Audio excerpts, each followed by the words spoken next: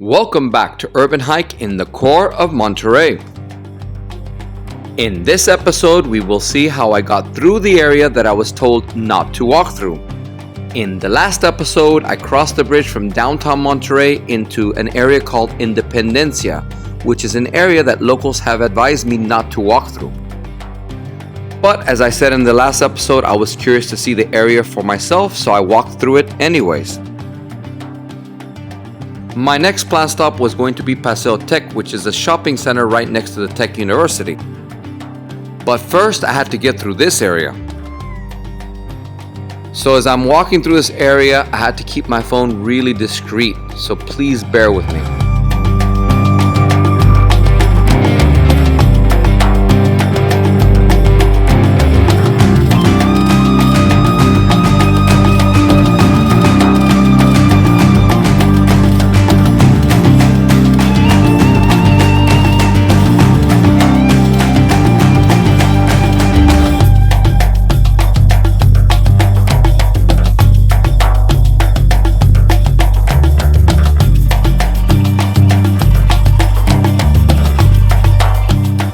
Well, with the exception of a few people giving me odd looks as to what I was doing in this area, I made it through just fine. So walking through this area, I wanted to show you guys that from my experience in any given area, most people tend to be normal people just trying to live their lives. So this video is not intended to judge these areas, if anything, to actually defend these areas, showing that a lot of times we have a tendency to over-exaggerate. But with this said, please, anywhere you guys go, always take your precaution, even if the area does not have a reputation, because things can happen anywhere. As I'm exiting Independencia, I start to run into a lot of mom and pop restaurants. And from my experience, these type of restaurants in these areas sometimes have the best food. So I decided to find a place in this area to eat, and I found a restaurant by the name of Tia Chole with a Google rating of 4.4. And being that this city is known for having amazing beef, I decided to have beef tacos served Monterrey style.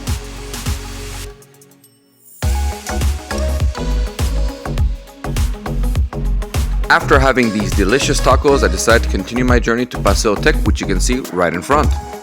But then, spontaneously, I decided to make my second stop in a coffee shop right around the corner.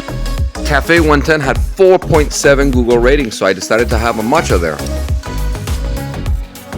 However, when I got there, the place was full to the max, understandably so, but I decided to have my matcha outside anyways.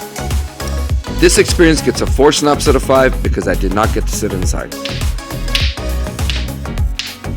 After the coffee shop, I finally got to Paseo Tec a few blocks away, which is a shopping center next to the famous Tech University in Monterrey.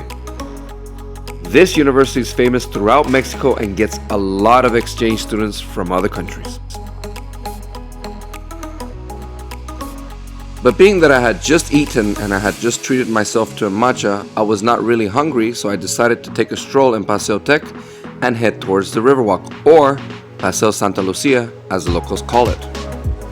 Walking towards Paseo Santa Lucia, I had to pass over the main freeway couplet of the city. If you are enjoying this video, please show your support by pressing the like button and subscribing. I really appreciate your support. As we get close to Paseo Santa Lucia, we see Line 3 of the metro system, which took a few years to build, but it is quite nice. So as I enter Paseo Santa Lucia, I identify my third stop, which is a really cute coffee shop right on the riverwalk. And this time, instead of a matcha, I treated myself out to a coffee sweetened with condensed milk.